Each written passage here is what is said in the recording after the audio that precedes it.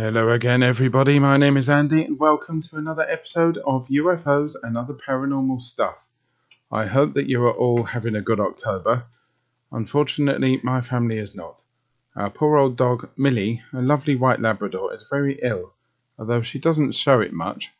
She is 14 years old, and so has done very well for Labradors. They usually live till about 12 years old, but she's a fighter, and that's how she's lasted so long. I really want to thank everyone for listening into my last episode, Paranormal Railway, and indeed to all the episodes that I've made so far. I am really grateful. I'm extremely grateful for all your contributions too. Your stories and experiences that you send in to me keep this show fresh and they keep this show going. Please do keep sending in your stories of anything paranormal or UFO to UFOs and Other Paranormal Stuff at gmail.com. That's UFOs and Other Paranormal Stuff at gmail.com. Twitter, you can find me at UandOPS. That is at UandOPS. And UFOs and Other Paranormal Stuff on Facebook and Instagram. It is through Facebook group that I've received the story for this episode. A story about something known as the Wood Boogers. It is a report of a sighting, and it was sent to me by Deborah Crossley-Hatswell of the British Bigfoot Research Group. Deborah is a writer, researcher, YouTube vlogger, blogger, podcaster, and collector of witness statements. Deborah has written books including Childhood Witnesses of Paranormal Creatures, Impossible Creatures, Dogmen, Ape Men, Unseen Predators, and Unexplained Events, which is out now on Amazon, and I fully recommend it. Deborah owns the BBR, British Bigfoot Research, and the map of sighting reports and collected reported tales of cryptid creatures, paranormal events, and unexplained experiences from people all across the globe. You can find Deborah on YouTube. Just type in Deborah Hatswell, hashtag BBR, and also on Spreaker. That's Spreaker, spelt Spreaker, at www.spreaker.com/show/British-Bigfoot. Thank you, Deborah, for sending me this report. I've never heard of the Wood Boogers before. However, looking at your report, it seems that they are a very well-known phenomenon. The Wood Booger is a type of Bigfoot or a hairy humanoid that lives in the mid-Appalachian Mountains in the east of the USA. The name Wood Booger was given to the creature because it was often rumored to carry off young children, just like the boogeyman. This cryptid was featured in the Animal Planet TV show Finding Bigfoot. There have been a particular large amount of sightings outside of the town of Saltville in Virginia. This small town is also the center of numerous devil monkey sightings and reports, indicating that the area is a great habitat for hairy humanoids. Maybe I will do an episode on devil monkeys in the future. Could the Wood Boogers be a second species? Some believe that some Bigfoot encounters in more southeastern spots of the US may actually be different subspecies of Bigfoot. Wood Boogers differentiate from Bigfoot encountered in the Pacific Northwest in varying degrees, such as smaller size and sometimes being more aggressive than their northern counterparts. What follows now, ladies and gentlemen, is a report of an experience from the 1960s sent to the BBR and sent on to me thanks to Deborah. A childhood experience with the Wood Boogers, 1966. It looked almost human. I was a child of 5 in 1966.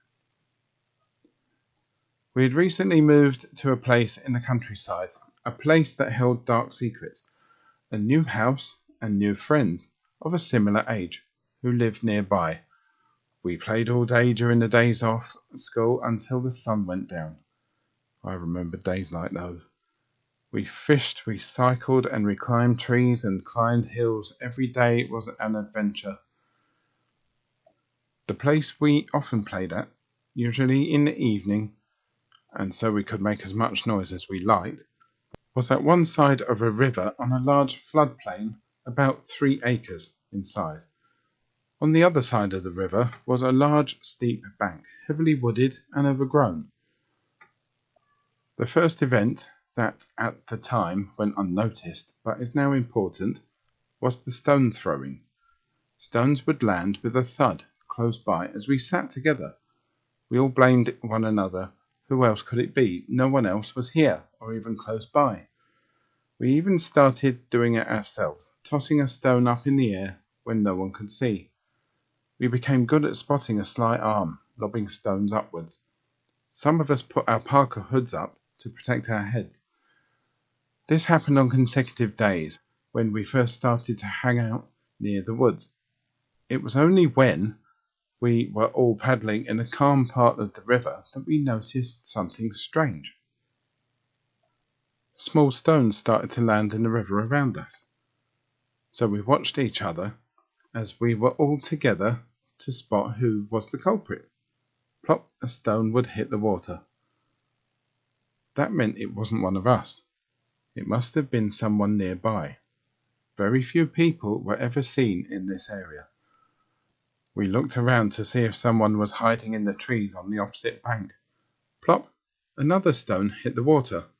Where could they be? When someone throws a stone, the arm is extended and would generally become visible, but there was no sign of a throwing arm. Then a stone landed that was much larger, large enough to do injury. It hit the water with a large splash, about 3 foot from the group. That was strange. Who would throw a stone that large at children? And who could throw a stone of that size a distance of over 50 meters, which was the distance we had visually checked for stone throwers?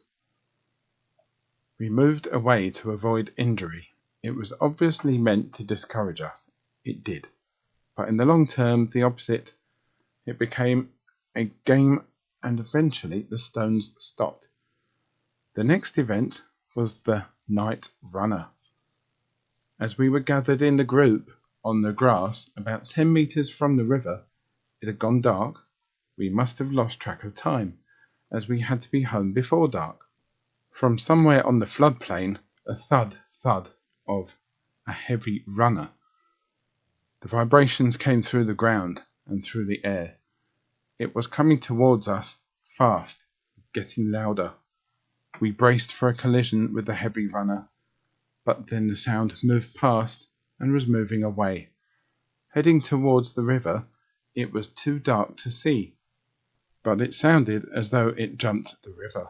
There was a break in the vibrations, then a faint rustle, but no splash. At the time, some of us had been practicing the Indian trick of pressing your ear to the ground and listening for horses or something. Something we picked up from a cowboy films. We found it worked. You could really hear a lot. That night, the sound was strong enough to feel it through our hands pressed to the ground. We didn't question what or who it was for very long, as we had no idea who could be that heavy and able to run so fast. We speculated who it might have been, a local beef boy, someone angry at us, just another strange event at our playground. In hindsight, that was probably another scare tactic to keep us away, and again, it did the exact opposite. Bluff charges are common behavior of primates and many other creatures who feel their territory being threatened. This creature had waited for the cover of darkness to do it. There were other small signs, like one very large footprint in the soft sand at the water's edge. The ducks that landed on the river sometimes didn't get to fly off. One night we heard them being taken and their quacks being silenced. Small events that could easily be dismissed at the time, but in hindsight again, they meant the presence of something very special. The infant exposed itself rarely. Usually you could sense it was around. One day, I was on the opposite side of the river when my friend pointed to something at my side and shouted, "What's that?" I looked around behind me and something darted away. It was dark under the trees and there was no bushes to hide in. My friend described it as a small, hairy, not human. For years I believed it was an alien. The only encounter with the mother was after we had been playing near the river one evening, adjacent to the wood, their home. It was nearly dark and we needed to be home or we would incur the wrath of our mothers. The other 4 children had gone ahead and I was last to move from our place in the long grass. I moved quickly to catch up with the others and after a few steps came up against a massive shape. The reporter, by the way, has provided a sketch which Deborah has been kind enough to put up on the Facebook group and UFOs and other paranormal stuff. So please do go and have a look at it. There were no obstacles in the area, so it surprised me that something was blocking my path. It was difficult to see what it was as I was right up against it. There was hair, long and thin, wispy hair.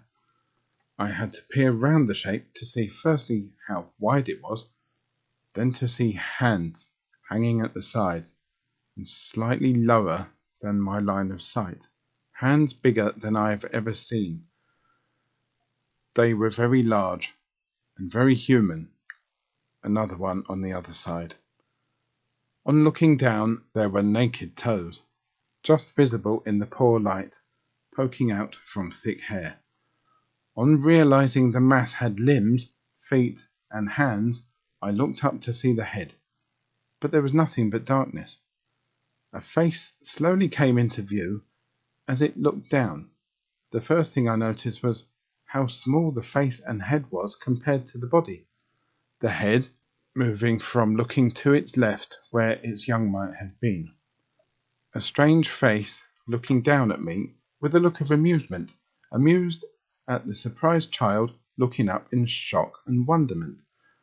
It looked almost human. There was an expression, so there was thought behind the face, but none of the facial features were identifiably human. The eyes had a round iris and pupils, didn't notice the nose or ears. The mouth was an awful gash, pug-faced like the dog with the ugly face. That's not very nice. Then I was looking into darkness again. The head must have swung round very fast, so fast I didn't see it move. But then it came back into view, this time from the right. The head moved very smoothly, without any movement of the body, similar to the head movements of an owl, for example. I watched the face through the gloom for a few seconds, then it was gone with darting speed. The head had turned to train its powerful eyes behind it. This must have been the point where my friends were talking amongst themselves. The head returned and stared down at me. The eyes were enlarged to reveal 2 huge golf ball-sized green eyes, possibly too dark to be sure. The eyes were so big at first I thought it must be wearing thick glasses. A child's mind was trying to make sense of this being. Time had stopped moving forward and my mind was spinning in turmoil. It must have sensed it was exposed, because after glancing behind it, the expression changed from amusement to disgust. It wanted me to flee, so it could flee without being seen. The skin on the face was thick like pigskin, which hampered any expression. The brow slowly knotted as the skin on the brow formed into creases. The mouth was rough and jagged, without lips, and large for its small face. Again, you can find some sketches on the Facebook group. The expression faltered between amusement and annoyance, as if it struggled to articulate the emotions, or maybe it couldn't decide how to react to the situation it had made for itself. The brow contorted into a frown, and the mouth began to sneer. The face was not appealing. Its main purpose seemed to be to carry the eyes and provide a portal for food to enter its body through the jagged mouth. It wanted me out of its way. That was my cue to remove myself from this presence and get to safety of my friends, if it would allow it. I moved past the mass and moved quickly along the path, not daring to look back in case it followed. The walk to my friends was about 100 meters, but it felt much longer. Meeting it face to face was easy. Hurrying away was much harder. My legs were shaking, and the uneven ground was trying to trip me up. My eyes strained in the poor light to see the undulations in the grassy path. I was afraid if I tripped over, it would catch me. Upon meeting up with my brother, I told him someone had just blocked my path. He turned back to see who was there, grasping my arm to come with him, but I refused. He hurried away in the direction of the others in the group. They asked me what it was that just barred my path. They could see it in the poor light. My reply still confuses me to this day. I told them I didn't know what they meant. I wasn't lying. I genuinely believed it, even after 30 seconds previously having told my brother a different story. They asked me repeatedly for days until it began to feel taunting, and I gave them the same answer. 50 years later, the truth dawned on me, and the memory of looking into that face now haunts me.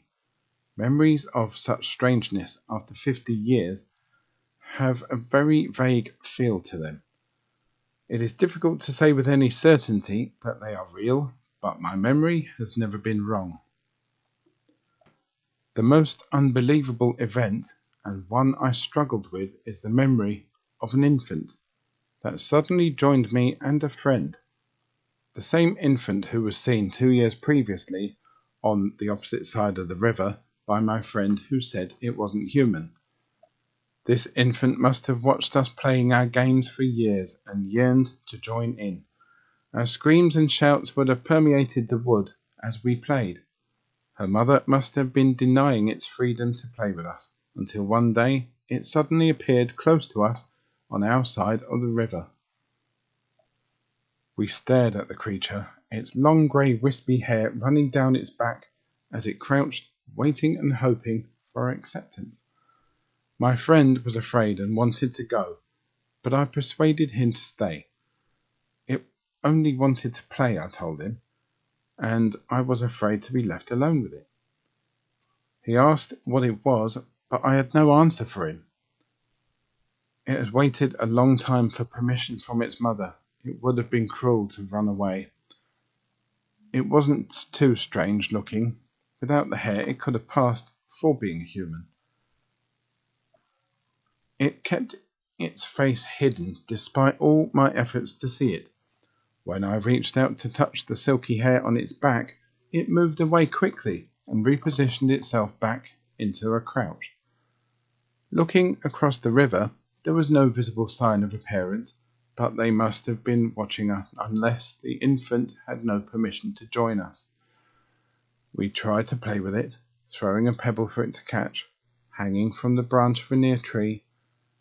Nothing took its interest, or maybe its shyness inhibited it. Occasionally, it moved a short distance by half extending its legs, then repositioning back into a tight crouch. After a short, awkward few minutes, it left, wading across the river on slender legs that had been tucked away within its crouch. Its hairy back above the waterline bent over as it waded. It took 2 or 3 steps on the far bank, and it was gone. No scrambling up the steep bank, no wrestling with heavy foliage. It melted into the foliage. There must have been tunnels in the foliage with an access point at the place where she vanished from view. We were relieved it had gone. We started in the direction of home, slightly in shock, my friend eager to inform his parents and others. "What are you going to say? They will never believe us." I told him, "We will be persecuted if we mention this. We can't say anything. Forget it ever happened." We agreed never to mention this as we walked away. It would have caused us a lot of trouble. It would have made our lives a misery.